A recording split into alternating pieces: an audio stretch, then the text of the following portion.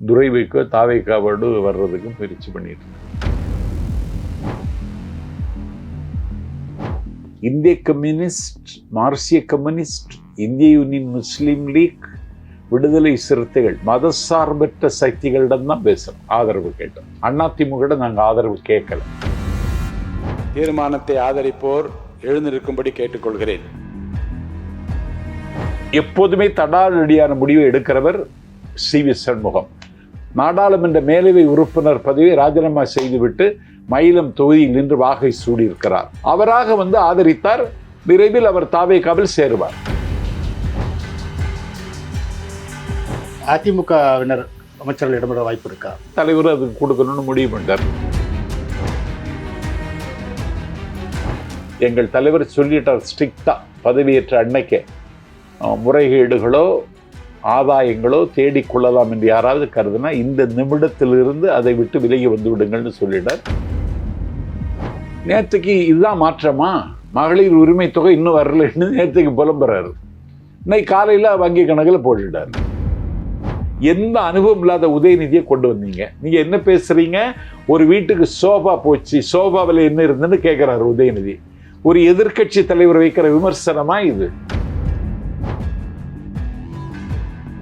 பேசுக்கு நிறைய இருக்கு. இந்த திட்டங்களை எப்படி நிறைவேற்ற போறீங்கன்னு முதலமைச்சரை கேட்டிருக்கலாம். 6 சிலிண்டர் சொன்னீங்களே, எதை வச்சு நிறைவேற்றுவீங்கன்னு கேட்டிருக்கலாம். நீங்க 2500 சொன்னீங்களே, அதற்கான நிதி ஆதாரம் தமிழ்நாட்டில் இருக்கான்னு கேட்டிருக்கலாம். என் மீது ஒரே நாள் 11 வழக்கு போட்டார் எடப்பாடி பழனிசாமி. என்ன கேஸ் தெரியுமா? Women's harassment case. அதனால எடப்பாடி பழனிசாமி பொதுச்செயலர் பதவியிலிருந்து விலகும்.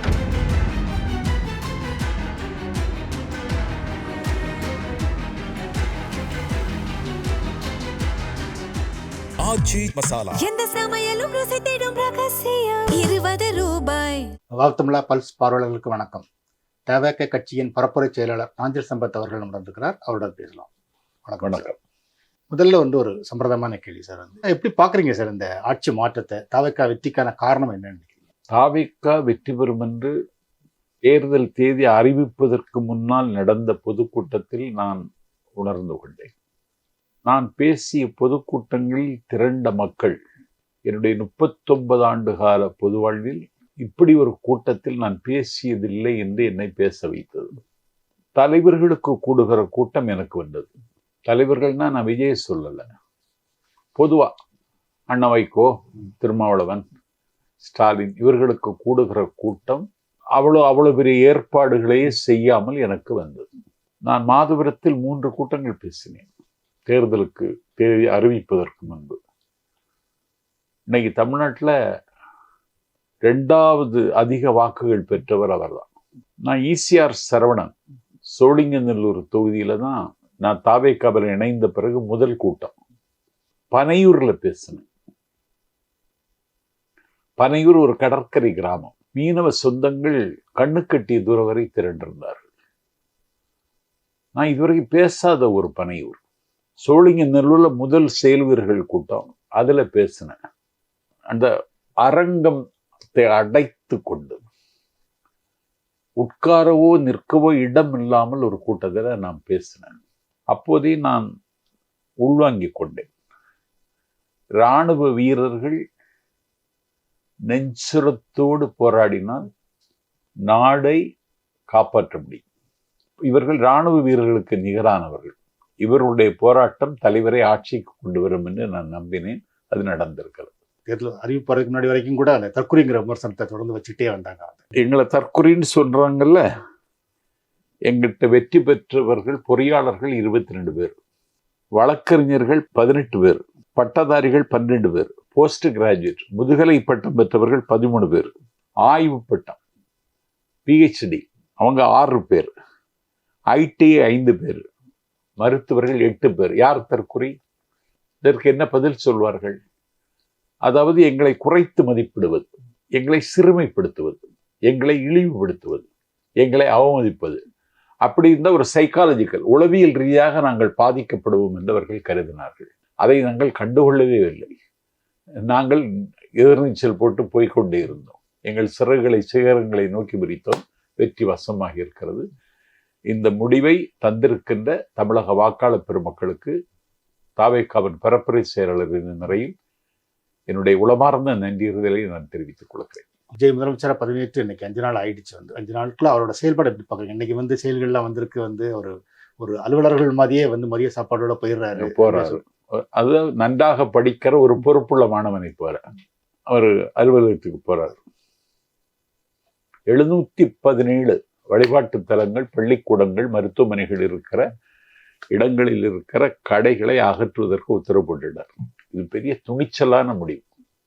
அது மாதிரி பாலியல் அத்துமீறல்கள், பாலியல் சீண்டல்கள், பாலியல் வக்கிரங்கள், பாலியல் கொலைகள், தமிழ்நாட்டில் பெண்களுக்கு பாதுகாப்பு இல்லாத ஒரு சூழல் நிலவி வருகிற நேரத்தில் இன்னைக்கு தமிழ்நாடு முழுவதும் ஒரு சிங்கப்படையை நிறுவி இன்றைக்கு அதை நடைமுறைக்கு கொண்டு வந்திருப்பதன் மூலம் பெண்களுக்கு ஒரு நம்பிக்கை கிடைத்திருக்கிறது.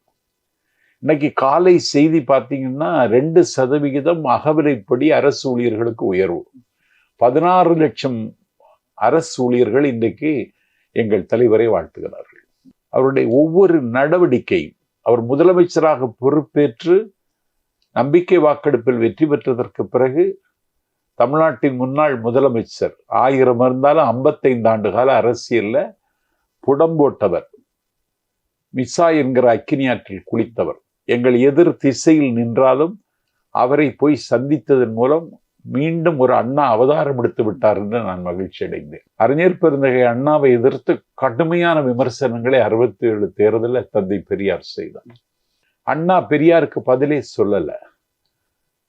அண்ணா சக்கரவர்த்தி ராஜகோபாலாச்சாரி அவரோடு கைகோர்த்து கொண்டு, காகிதம் இல்லத்தோடு கைகோர்த்து கொண்டு, கம்யூனிஸ்ட் தலைவர் ராமமூர்த்தியோடு கைகோர்த்து கொண்டு தேர்தலை சந்தித்து அண்ணா வெற்றி பெற்றார். வெற்றி பெற்ற உடனே அண்ணா அந்த சான்றிதழ் வாங்கிய உடனே அண்ணா பெரியார் எங்க இருக்காருன்னு தான் கேட்டார். பெரியார் திருச்சி மாளிகையில் இருந்தார். பெரியாரை சந்திக்க போகணும்னு அண்ணா புறப்பட்டு போயிட்டார். பெரியாருக்கு மாலை அணிவித்து இந்த ஆட்சி உங்களுக்கு காணிக்கை என்றார். பெரியார் சொன்னார், நான் ஒரு மணப்பெண்ணை போல நாணிப்போன்னு நான் தழுதலுக்கு பெரியார் சொன்னார். மீண்டும் ஒரு அண்ணாவாக என் தலைவன் விஜய் அவதாரம் எடுத்திருக்கிறான் என்று நான் மகிழ்ச்சி அடைகிறேன். முதலமைச்சரை மட்டுமில்லை, கூட்டணியில் இருந்த இந்திய யூனியன் முஸ்லீம் லீக் தலைவர் காதர் மைதீன், மார்க்சிய கம்யூனிஸ்ட் கட்சி தலைவர் ஐயா சண்முகம், இந்திய கம்யூனிஸ்ட் கட்சியினுடைய தலைவர் வீரபாண்டியன், விடுதலை சிறுத்தைகளின் தலைவர் மதிப்பிற்குரிய தொல் திருமாவளவன், எல்லாவற்றையும் தாண்டி எங்களை ஒரு பொருட்டாகவே கருதாத, எங்களை குறித்து மலிவான பிரச்சாரத்தில் ஈடுபட்ட நாம் தமிழர் இயக்கத்தினுடைய தலைவர் சீமான், காங்கிரஸ் கட்சி, இப்படி எல்லா தலைவர்களையும் சந்தித்ததன் மூலம் இப்பொழுதுதான் தமிழ்நாட்டில் ஒரு அரசியல் நாகரிகம் நாற்காலியில் உட்கார்ந்திருக்கு. அதுல சில விமர்சனங்கள் வைக்கப்படுது. எல்லா தலைவர்களும் போய் பார்த்திருக்காரு. ஆனா அதிமுக தலைவர்கள் எடப்பாடி பழனிசாமி போய் பார்க்கல. அதே நேரத்துல அதிமுகல ஒரு பிளவு ஏற்பட்டு சி சண்முகம் அணியை போய் பார்த்திருக்காரு. இதன் மூலம் ஒரு குதிரை பேரத்துக்கு முதல்வர் வழிவகுத்துட்டார், அதுல அவரே ஈடுபட்டிருக்கார் அப்படிங்கிற மாதிரி விமர்சனங்களும் வைக்கப்படுது. இல்ல, குதிரை பேரம்னா நாங்க உங்கள்கிட்ட எங்களுக்கு ஆதரவு தாங்கன்னு கேட்கல. ஒன்றை புரிந்து கொள்ளுங்கள், இந்திய கம்யூனிஸ்ட், மார்க்சிய கம்யூனிஸ்ட், இந்திய யூனியன் முஸ்லீம் லீக், விடுதலை சிறுத்தைகள், மதசார்பற்ற சக்திகளிடம் தான் பேசுறோம், ஆதரவு கேட்டோம். அதிமுக நாங்க ஆதரவு கேட்கல. ஆனால் முன்னாள் முதலமைச்சர் அண்ணன் ஸ்டாலின், மார்க்சிய கம்யூனிஸ்ட் கட்சியினுடைய தேசிய செயலாளர் மதிப்பிற்குரிய பேபி அவர்களிடத்துல அதிமுக ஆட்சி அமைக்க உங்கள் 2 எம்எல்ஏக்களுடைய ஆதரவை தாருங்கள் என்று கேட்டார். நாஞ்சில் சம்பத்து சொல்ல அதை அவரே அம்பலப்படுத்தினார். இந்த ஈனத்தனத்தை திமுக கூச்சம் இல்லாமலும் குற்ற உணர்வு இல்லாமலும் செய்தது. நாங்க அப்படி கேட்கவே இல்லை. எங்கள் தலைவர் விஜய் ரொம்ப கொள்கையில தெளிவுள்ளவர். மதசார்பற்ற சக்திகளோடு தான் ஆதரவு கேட்டார். பிஜேபி ஆதரிக்கிற கட்சியோடு அவர் கேட்கவே இல்லை. அதனாலதான் எடப்பாடியும் சந்திக்கல, பிஜேபி தலைவர்களையும் சந்திக்கல. ஆனால் அந்த கட்சியில் இன்றைக்கு ஒரு விசும்பல் ஏற்கனவே இருந்தது. அங்கு ஒரு நெருப்பு புகைந்து கொண்டிருந்தது. அது இன்றைக்கு வெடித்து சிதறி இருக்கிறது. அவர்கள் 30 பேர் இன்றைக்கு பெரும்பான்மையாக இருக்கிறார்கள். அவர்கள் எங்களுக்கு ஆதரவு தருகிறார்கள். ஆகவே தருகிற ஆதரவை நாங்கள் வாங்கிக் கொள்கிறோமே தவிர எங்களுக்கு வேற அதில் நோக்கம் கிடையாது. அந்த சி.வி. சண்முகம் தான் அதுல உறுதியான முடிவு எடுத்தார். எப்போதுமே தடாலடியான முடிவை எடுக்கிறவர் சி.வி. சண்முகம். நாடாளுமன்ற மேலவை உறுப்பினர் பதவியை ராஜினாமா செய்துவிட்டு மயிலம் தொகுதியில் நின்று வாகை சூடியிருக்கிறார். அந்த கட்சி இன்றைக்கு 12வது முறையாக தேர்தலில் தோற்றிருக்கிறது. அந்த கட்சியை இன்றைக்கு ஊனமாக்கி விட்டார் எடப்பாடி பழனிசாமி. அவர் தலைமை அதிமுகவுக்கு இருக்குமானால் மக்கள் திலகம் எம்ஜிஆர் தொடங்கி அந்த கட்சியை தமிழ்நாட்டில் இருக்காது. அதனால அவர்கள் கட்சியை காப்பாற்றுவதற்கு எடுத்த முடிவு. அவர்கள் எங்களுக்கு ஆதரவு தந்திருக்கிறார்கள், நாங்கள் அதை வரவு வைத்துக் கொள்கிறோம். அரசியல்ல இதெல்லாம் பெரிய குற்றமாக பார்க்க முடியாது.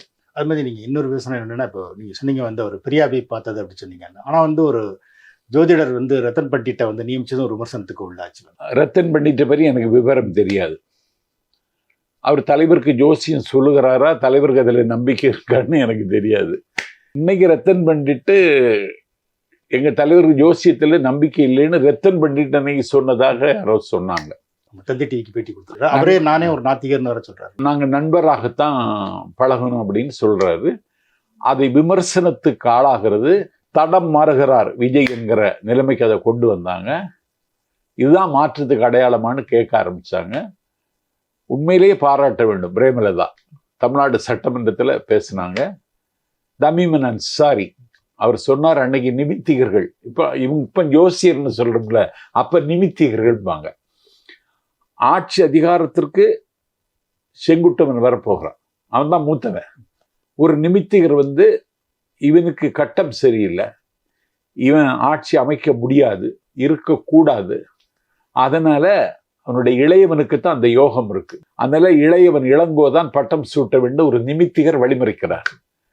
அப்பொழுது அந்த இளங்கோ என்ன செய்தார், அண்ணனுக்காக தன்னுடைய பதவியை துறந்தார். இளங்கோ அடிகள் அரசியல் பிழைத்தோர்க்கு அறம் கூற்று ஆவதும் உரைசால் பத்தினியை உயர்ந்தோர் ஏத்தலும்னு பாயிரம்பாடி சிலப்பதிகாரத்தை அவர் தான் எழுதினார். அன்றைக்கு அந்த வரலாற்று சம்பவத்தை தமீமன் அன்சாரி சுட்டிக்காட்டி சட்டமன்றத்தில் பேசினார். பிரேமலதா ஆணித்தரமாக பேசினார். அதை ஏற்றுக்கொண்டு மாற்றார் கருத்தையும் மதிக்கிற ஜனநாயக பண்புள்ள தலைவன் விஜய் என்பதை உலகம் உள்வாங்கிக் கொள்ளுகிற வகையில ரத்தன் பண்டிட்டை நியமித்த அந்த நியமனத்தை இன்றைக்கு திரும்ப பெற்றுக் கொண்டார் என்றால் விஜய் அடுத்தவர் சொல்லையும் கேட்கிறவர், அடுத்தவர் ஆலோசனையையும் மதிக்கிறவர் என்பதற்கு இது அடையாளம். மகளிர் உரிமை தொகை வந்து மறுசீரமைப்பு பண்றோம் வந்து, அதனால இப்போதைக்கு நிறுத்தி வைப்பு அப்படிங்கிற மாதிரி செய்திகள் வந்து, ஆனால் அன்னைக்கு எல்லாத்துக்கும் பணம் இல்ல அண்ணன் ஸ்டாலினுக்கு என்ன ஆச்சுன்னு தெரியல, முந்துகிறார். நேற்றுக்கு இதுதான் மாற்றமா, மகளிர் உரிமை தொகை இன்னும் வரலன்னு நேற்றுக்கு புலம்புறாரு. இன்னைக்கு காலையில வங்கி கணக்கில் போட்டுட்டாரு. அதனால யாருடைய குரலையும் அலட்சியப்படுத்தல. எங்கள் தலைவனுடைய செவிகள் தாழ்ந்தே இருக்கின்றன. எங்கள் தலைவருடைய இதயம் ஒரு ஏழையின் இதயம் போல் இருக்கிறது. எங்கள் தலைவருடைய கண்கள் ஒரு கவிஞனுடைய கண்களை போல இருக்கிறது. என்னன்னா வந்து இந்த ஒரு குழப்பத்துல இருக்காரா அப்படிங்கிற மாதிரி சில விமர்சனங்கள் வைக்கப்படும். என்ன குழப்பம்? சில முடிவுகள் எடுக்கிறாரு, அப்புறம் விமர்சனங்கள் வந்து பின்வாங்குறாரு. இல்ல, ரத்தன் பண்டிட திரும்ப பெற்றது அவர் ஒரு முதிர்ச்சி பெற்ற தலைவர் என்பதற்கு இது அடையாளம். 1000 ரூபாய் கொடுக்க கூடாதுன்னு அவர் நினைக்கவும் இல்லை. அதுக்கு முன்னே ஸ்டாலின் முந்துகிறார். இந்த அரசாங்கத்தை குறை சொல்வதற்கு ஏதாவது ஒன்று கிடைக்குமான்னு தேடுகிறார்கள். பாவம், அவர்களுக்கு என்னுடைய அனுதாபத்தை தெரிவித்துக் கொள்கிறேன். இந்த 1000 ரூபாய் கொடுத்ததுக்கு அந்த ஸ்டாலினோட அழுத்தம் ஒரு காரணம் இல்லையே, அது கவர்மெண்ட் ப்ரொசீஜருங்க. அவர் சொல்லியிருக்காரு, முந்தைய ஆட்சி செய்த எந்த திட்டங்களை நிறுத்துவதாக இல்லைன்னு சட்டமன்றத்திலே அறிவிச்சிருக்காரு. நம்பிக்கை வாக்கெடுப்பின் போது சட்டசபையில் நடந்த விவாதங்களுக்கு வந்து உடனே சில பதில்கள் அங்க சொன்னாரு. ஆனா விரிவான பதில்களை அப்புறம் வந்து ட்விட்டர்ல எழுதினாரு, அப்புறம் அறிக்கையா கொடுத்தாரு. வந்து சட்டசபை நடக்க வேண்டிய விவாதங்களை உதயநிதி அது சொல்லியிருக்காரு. சட்டமன்றத்திலே ஏன் சொல்லலை? நீ வெளிநடப்பு செய்த பிறகு எப்படி சொல்ல முடியும்? நீ சபையில இருந்திருந்தா சொல்லி இருப்பாரு. ஒரு பிரசன்ஸ் ஆஃப் மைண்ட் கலைஞருக்கு இருக்குன்னு சொல்லுவாங்க. எனக்கு ஆச்சரியம், எங்க தலைவருக்கே இருக்கு. நீ குதிரை பேர அரசியல்னு சொன்ன, குதிரை பேரம் இல்ல, குதிரை வேகத்தில் போகிற ஆட்சின்னு சொன்னாரு. மன்னார்குடியில் வெற்றி பெற்ற காமராஜர்கிட்ட நாங்க பேசணும்னு சொன்னாங்க, பேசவே இல்லை. அவராக ஆதரவு தந்தார். அமமுக ஒரு கரைந்து கொண்டிருக்கிற மண்குதிரை. அந்த கட்சியை நீ காப்பாற்ற முடியாது. மன்னார்குடி மக்களுக்கு ஏதாவது செய்ய வேண்டும். ஒரு பெரிய திமிங்கலத்தை எதிர்த்து வெற்றி பெற்றார் காமராஜ். அதுல தினகரன், அந்த திகார் புகழ் தினகரனுக்கு எந்த பங்கும் இல்லை. அந்த சுரேஷ் சந்திராவினுடைய நண்பன் டிடிவி தினகரன். அவருடைய பங்கு எதுவும் இல்லை. மன்னார்குடி மக்களுக்கு டிஆர்பி ராஜா மீது ஒரு கோபம் இருக்கிறது, எதிர்த்து நிற்கிறார் காமராஜ். அந்த மன்னார்குடி மக்களுக்கு பரிச்சயமானவர், அன்பான அணுகுமுறை, எந்த ஆரவாரமும் இல்லாதவர். அவர் வெற்றி பெற்றார். அவர் உதரை எரிஞ்சிட்டு எங்களுக்கு ஆதரவு கொடுத்தார். அதை தான் இவங்க குதிரை பேரம்னு சொன்னாங்க. குதிரை பேரத்தில் நாங்கள் ஈடுபடவே இல்லை. எங்களுக்கு தேவையில்லை. எங்களுக்கு 120 ஆதரவு இருக்கும் பொழுது அதற்கான அவசியமும் எங்களுக்கு ஏற்படலை. அவராக வந்து ஆதரித்தார். விரைவில் அவர் தாவேகாவில் சேருவார். ஆனால் அதே நேரத்தில் எல்லாரோட சோபா போகுது அப்படிங்கிறது ஒரு விமர்சனத்துக்கு உள்ளாகுது. கோவை கம்பன் என்று பேசப்பட்டவர் கருத்திருமன். வன்மருங்குல் வாழறக்கர் நெருக்கு அங்கிருந்தார். கண்மருங்கு எழுந்து என்றுமோர் துளிவரக் காணா நன்மருந்து போல் நலன்னற உணங்கிய நங்கை மென்மருங்குல் போல் வேறுள் அங்கம் மெலிந்தாள் என்று சுந்தரகாண்டத்தில் வருகிற ஒரு பாட்டை சொல்லி 2.5 மணி நேரம் பேசுகிறவர் கோவை கம்பன் கருத்திருமன். காங்கிரஸ் கட்சியில ஒரு இலக்கியவாதியாக இயங்கியவர். அவர் தமிழ்நாட்டின் எதிர்க்கட்சி தலைவராக இருந்தார். எங்கள் கன்னியாகுமரி மாவட்டத்தை தாய் தமிழகத்தோடு சேர்க்க வேண்டும் என்கிற போராட்டத்துக்கு ஈடுபட்ட பொன்னப்ப நாடார் தமிழ்நாட்டின் எதிர்க்கட்சி தலைவராக இருந்தார். அண்ணா எதிர்க்கட்சி தலைவராக இருந்தார். கலைஞர் எதிர்க்கட்சி தலைவராக இருந்தார். பேராசிரியர் எதிர்க்கட்சி தலைவராக இருந்தார். பகையை பந்தாடுகிற ஆற்றல் மிகுந்த ஜெயலலிதா தமிழ்நாட்டின் எதிர்க்கட்சி தலைவராக இருந்தார். அந்த தலைவர்களிடத்திலிருந்து பாடம் கற்றுக்கொள்ள வேண்டும் உதயநிதி. நீ எதிர்க்கட்சி தலைவர், உன்னுடைய உயரத்தை நீ ஒப்புக்கொள்ளவில்லை. உயரம் உனக்கு தெரியாது, ஏன்னா நீ உயரவே இல்லை. எதிர்க்கட்சி தலைவர் ஒருவரை முடிசூட்ட வேண்டும் என்றால் அண்ணன் ஸ்டாலின் 1986 ஆத்தூர்ல சேர்மன் ஐ பெரியசாமி, 89 சட்டமன்றத்துக்குள் நுழைந்தவர், தொடர்ந்து அமைச்சராக இருக்கிறவர், திமுகவினுடைய துணை பொதுச் செயலாளர், காலத்தால் சீலத்தால் மூத்தவர். அவரை கொண்டு வந்திருக்கணும். இல்லைன்னா ஆற்றலின் ஊற்று, மிகப்பெரிய கர்மயோகி, தொண்டர்களை வாரி அணைக்கிறவர், வள்ளல் குணம் கொண்டவர் அண்ணன் KN நேரு அந்த இடத்துக்கு கொண்டு வந்திருக்கணும். இல்லைன்னா தொடர்ந்து ஒரு தொகுதியில் வெற்றி பெற்றுகிற சரித்திரத்திற்கு சொந்தக்காரன் சக்கரபாணி அந்த இடத்துக்கு கொண்டு வந்திருக்கணும். எந்த அனுபவம் இல்லாத உதயநிதியை கொண்டு வந்தீங்க. நீங்க என்ன பேசுறீங்க? ஒரு வீட்டுக்கு சோபா போச்சு, சோபாவில் என்ன இருந்துன்னு கேட்கிறாரு உதயநிதி. ஒரு எதிர்க்கட்சி தலைவர் வைக்கிற விமர்சனமா இது? அதாவது ராவணன் கீழே விழுந்து கிடப்பான், அப்பொழுது கம்பன் பேசுவான், டேய் உனக்கு சரியான எதிர்க்கட்சி இல்லை, அதனாலதான் உனக்கு வீழ்ச்சி வந்ததுன்னு சொல்லுவான். எங்களுக்கு சரியான எதிர்க்கட்சி அமையல, இதை தாண்டி எங்கள் தலைவர் சுடர் வேண்டியது இருக்கிறது. ஒரு வீட்டுக்கு போகிற சோபாவை சட்டமன்றத்தில் நம்பிக்கை வாக்கெடுப்புல ஒருவர் பேசுகிறார் என்றால் அந்த பேச்சை யாருமே ரசிக்கல. பேச்சுக்கு நிறைய இருக்கு. இந்த திட்டங்களை எப்படி நிறைவேற்ற போறீங்கன்னு முதலமைச்சரை கேட்டிருக்கலாம். 6 சிலிண்டர் சொன்னீங்களே, எதை வச்சு நிறைவேற்றுவீங்கன்னு கேட்டிருக்கலாம். நீங்க 2500 சொன்னீங்களே, அதற்கான நிதி ஆதாரம் தமிழ்நாட்டில் இருக்கான்னு கேட்டிருக்கலாம். நீங்க தமிழ்நாடு முழுவதும் இந்த நாட்டில் கன்னியாகுமரியிலிருந்து திருத்தணி வரைக்கும் பஸ்கள் பெண்களுக்கு இலவசம்னு சொன்னீங்களே, போக்குவரத்து துறையினுடைய நிலைமை என்னாகும்னு கேட்டிருக்க. கேட்க 1000 கேள்வி இருக்கு, கேட்க தெரியாது. உதயநிதி எதிர்க்கட்சி தலைவராக இருந்தால் அடுத்த தேர்தலில் திமுக எதிர்க்கட்சியாக கூட வராது. அந்த வகையில் நம்பிக்கை வாக்கெடுப்புல பேசினவங்கள யாரோட பேச்சு உங்களுக்கு வந்தது? சௌமியா அன்பமணி, பிரேமலதா, தமிமன் அன்சாரி, 100 பேர் பேச்சு பிடிச்சவங்க. திரும்ப இப்ப இன்னொரு செய்தி இப்போ வந்துகிட்டு இருக்க அமைச்சரவை விரிவாக்கம் இருக்க போது செய்திகள் வருது நம்ம ஒரு 24 அமைச்சர்கள் போட வேண்டியது இருக்கு. அதுல காங்கிரஸ் வரப்போது, அதுக்கு எந்தெந்த துறைகள் அப்படின்னு இன்னைக்கு டெல்லியில பேச்சுவார்த்தை கூட இருக்குன்னு சொல்றாங்க. இருக்கலாம். காங்கிரஸ் வரப்போது தலைவர் அதுக்கு கொடுக்கணும்னு முடிவு பண்ணிட்டார். ஆட்சியில் பங்கு, அதிகாரத்தில் பங்குன்னு சொன்ன முதல் தலைவர் விஜய். விக்கிரவாண்டியில சொன்னது அதை தமிழ்நாட்டு மக்கள் வழிமொழிந்திருக்கிறார்கள். அது நடக்க போகுது. இப்போ திருச்சி கிழக்குல அவர் ரிசைன் பண்ணிட்டாரு. அங்கே தேர்தல் வரப்போகுது. காங்கிரஸ்ல இருந்து சக்கரவர்த்தி தான் அங்கே நிற்க போறாரு, அவர் அமைச்சர்கள் இடம் விடுவார் அப்படின்னு ஒரு தகவல், அப்படின்னு ஒரு செய்தி நான் செய்தித்தாள்ல பார்த்தேன். ஒரு நிதி நிர்வாகத்துல பேர் பெற்றவர், காங்கிரஸ் எங்களோடு நெருங்குவதற்கு ஒரு வகையில் காரணமாக இருந்தவர், ராகுல் காந்தியினுடைய உற்ற நண்பர். அவருக்கு உரிய மரியாதை கொடுக்க வேண்டும் என்று எங்கள் தலைவர் கருதுவார். அதற்காக அவரை இடைத்தேர்தலில் நிறுத்துவாரான்னு என்னால் சொல்ல முடியாது. தலைவர் சொன்னதான் தெரியும். அதிமுகவினர் அமைச்சர்கள் இடம்பெற வாய்ப்பு இருக்கா? வாய்ப்பு இருப்பதாகத்தான் தகவல் வருகிறது. இன்னைக்கு நாளைக்கு தெரிஞ்சிருமே, அதை நான் சொல்ல முடியாது. அப்படி அதிமுக சேர்த்துக்கிட்ட அதில் இவர் சி சண்முகம் இருக்காரு, SP வேலுமணி இருக்காரு, அவங்க மேலே ஏற்கனவே ஏகப்பட்ட வழக்குகள் இருக்கு. ஸோ இந்த விஜய் சொல்ற அந்த தூய சக்தி அப்படிங்கிற ஒரு சொல்லுக்கு ஒரு மதிப்பிழக்காத இல்லை. அதாவது செங்கோட்டையண்ணன் எங்க கட்சிக்கு வந்தோன்னு விமர்சனம் வச்சாங்க, ஊழல் சொன்னாங்கன்னு, வாச்சாத்தி சம்பவத்தை எல்லாம் சொன்னாங்க. அதனால பாஸ்ட் இஸ் பாஸ்ட், அது முடிஞ்சு போன விஷயம். இப்போ அதிமுக ஒரு பெரிய செங்குத்தான பிளவு ஏற்பட்டு அறுதி பெரும்பான்மை சி.வி. சண்முகம் தலைமையில் இருக்கிறவங்களுக்கு தான் இருக்கு. அவர்கள் எங்கள் கட்சிக்கு ஆதரவு தந்தால் ஒரு அதிமுகவினுடைய விளிம்பு நிலையில் இருக்கிற தொண்டர்கள் மகிழ்ச்சி அடைவாங்க. அதனால அடுத்தவர்களுடைய மகிழ்ச்சிக்கு எங்கள் தலைவர் விஜய் காரணமாவார். அதனால அப்படி சேர்த்தால் அது ஒரு பெரிய பாவம் இல்லை. விமர்சகர்கள் விமர்சனம் செய்வதற்கு உரிமையை நாங்கள் சம்பத்து மறுக்கல. அதனால அரசியல்ல இந்த மாதிரி பகை பாராட்டுகளோடு கூட்டணி வைக்கக்கூடிய நிலைமை கூட வரலாம். ஆனா இது வெளிப்படையா இன்னைக்கு அந்த வார் நடந்துட்டு இருக்கு. இன்னைக்கு அது அந்த முடிவுக்கு அவங்க வர்றாங்க. எங்க தலைவர் அதை காது கொடுத்து கேட்கிறார். என்னன்னு இன்னைக்கு நாளைக்கே தெரியும். அதனால வருகிற விமர்சனங்களை தாண்டி அப்படி பொறுப்பு இருக்கிறவர்கள் கடமையாற்ற வேண்டும். அப்படி ஒரு பழிச்சொல்லுக்கு ஆளாகாமல் எங்கள் தலைவர் சொல்லிட்டார் ஸ்ட்ரிக்டா, பதவியேற்ற அன்னைக்கே முறைகேடுகளோ ஆதாயங்களோ தேடிக்கொள்ளலாம் என்று யாராவது கருதுனா இந்த நிமிடத்திலிருந்து அதை விட்டு விலகி வந்து விடுங்கள்னு சொல்லிட்டார். அவர்களும் அப்படி பொறுப்பாடு இருப்பார்னு நான் நம்புகிறேன். அது மாதிரி இது சம்பந்தமா அதிமுகவோட எம்பி இன்பதுரை இன்னைக்கு பேசியிருக்காரு. அவர் என்ன சொல்றாருன்னா, 93 இது மாதிரி நரசிம்மராவ் செயல்பட்டதுனால அவர் மூலம் சிபிஐக்கு வழக்கு வந்தது அது மாதிரி விஜய்க்கும் அந்த வழக்கு வர வாய்ப்பு இருக்கு அப்படின்னு ஒரு எச்சரிக்கை மாதிரியே சொல்றாரு.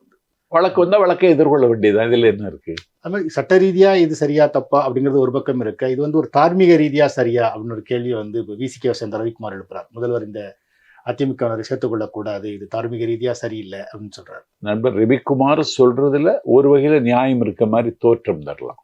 ஆனா தமிழ்நாட்டு அரசியல்ல இன்னைக்கு 34.92% வாக்குகளை நாங்க வாங்கியிருக்கோம்.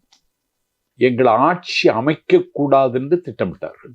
ஒரு அதிகாரத்தில் இருக்கிற கவர்னர் திமுகவும் அதிமுகவும் சேர்ந்து வந்தால் கூட நான் பதவி பிரமாணம் செய்து வைப்பேன்னு வெளிப்படையாக பேசினார்.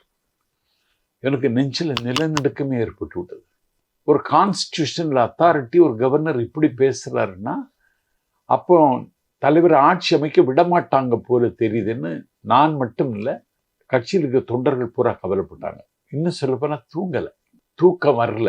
எனக்கு தூக்கம் வரலன்னா நைட்டு பூரா என்ன தூங்க விட மாட்டாம தூக்கம் வரலன்னா என்னன்னா நடக்கும்னு ஏக்கத்தோடும் கவலையோடும் கேட்டாங்க.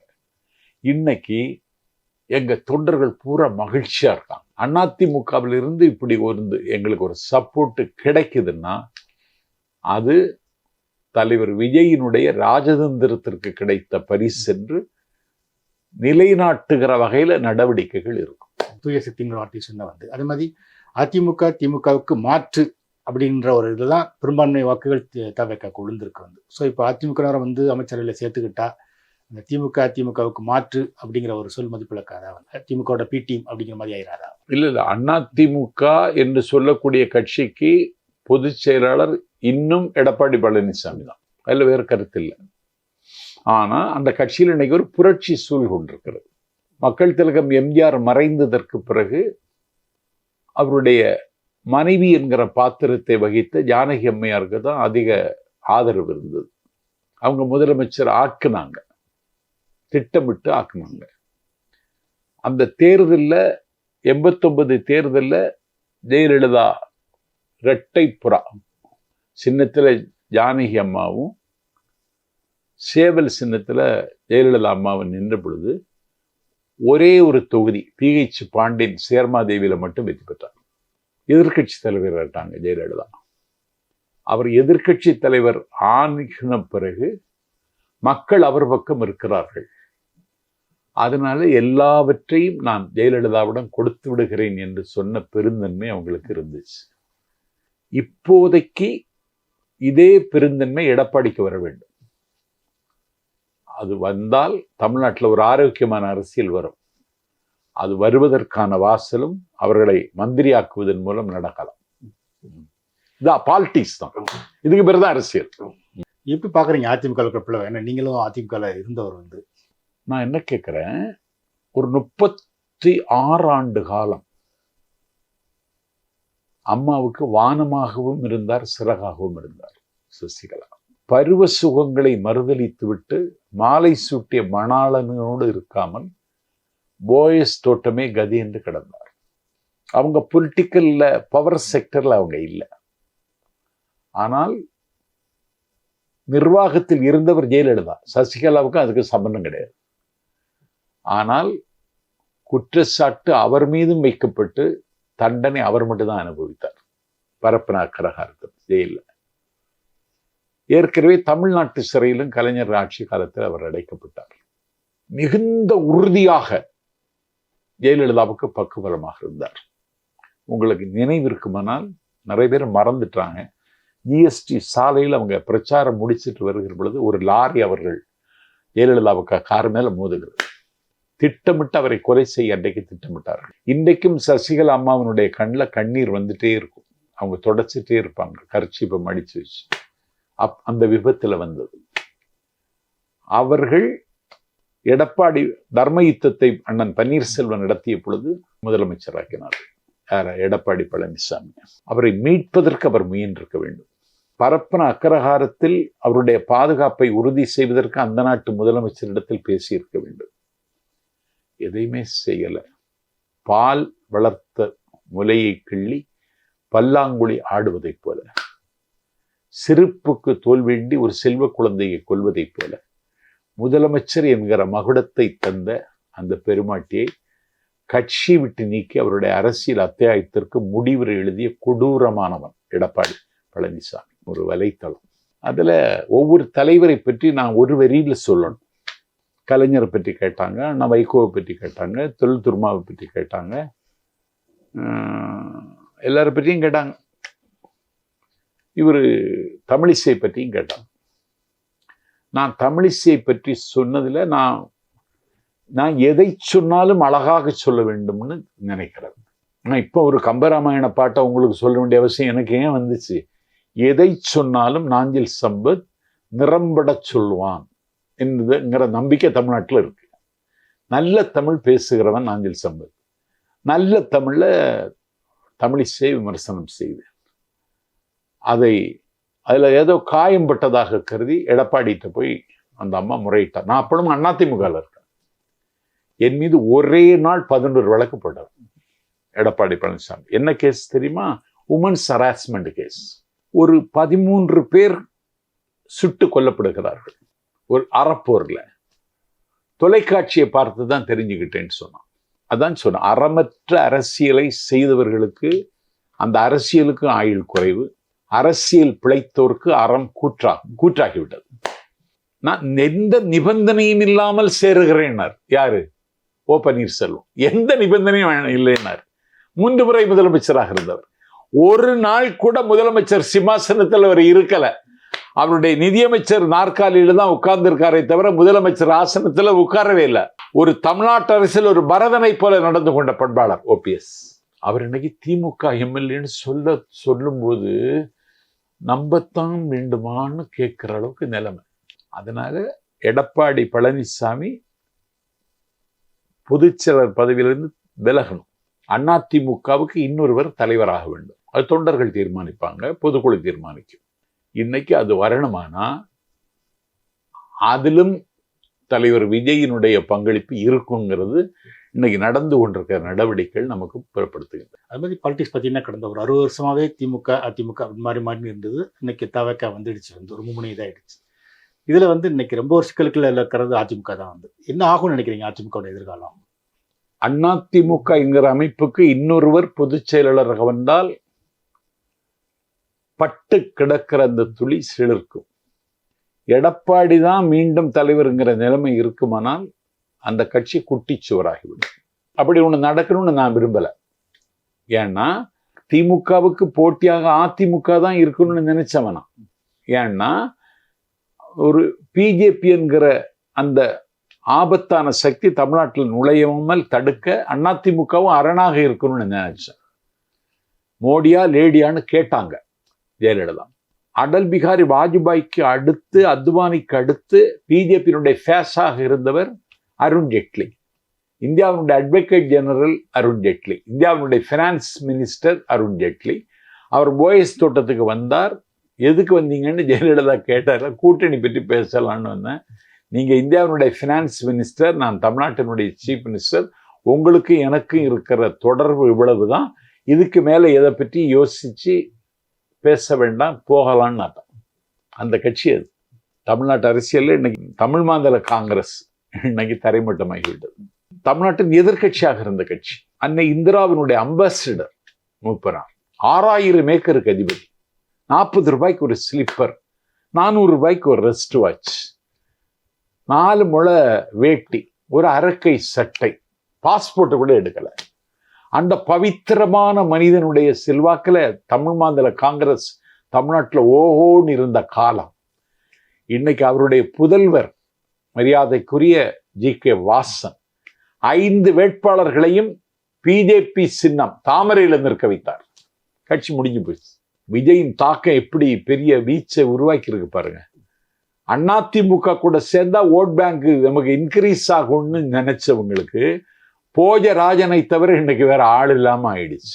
11 இடங்களில் நின்ற அமமுக அம்போன்னு ஆயிட்டு 8% 8% சொல்லி தொடர்ந்து தன்னை பற்றியே பேசி தானே சிரித்த சீமான் இன்னைக்கு 8-4 ஆயிற்று. இனி வருகிற தேர்தலில் எங்கள் வாக்கு சதவிகிதம் அதிகரிக்கும். தாவேக்காவின் தேவை தமிழ்நாட்டு மக்களுக்கு தேவைப்படுகிறது. தாவேக்காவின் சேவை அதை மக்கள் வருகிற நாளும் உறுதி செய்வார்கள். அது மாதிரி நீங்கள் சொன்னீங்க வந்து எல்லா கட்சிகளும் வந்துட்டு இருக்காங்க அப்படிங்கிற மாதிரி. இப்போ வந்து பார்த்தீங்கன்னா மதிமுகலேருந்து வைகோ கூட வந்து அன்னைக்கு வந்து நம்பிக்கை வாக்கெடுப்பில் அவங்க கலந்துக்கல. அதுக்கு என்ன காரணம் சொன்னாருன்னா, அன்னைக்கு கட்சி கூட்டம் இருந்தது, அது வரல அப்படின்னு சொல்லி. வீட்டுக்கு போகும்போது அவங்க வேலையாட்கள்லாம் அறிமுகப்படுத்தி வச்சார். அவங்க எல்லாரும் விசிலுக்கு தான் போட்டாங்கன்னு கூட சொன்னார். அவருடைய புதல்வர், செல்வ புதல்வர் துரை வைகோ தாவேக்காவோடு வர்றதுக்கு முயற்சி பண்ணிட்டு இருக்கிறோம். என்ன நடக்கும்னு தெரியாது. அந்த கட்சியும் முடிஞ்சிடும். அண்ணன் வைகோவுக்கு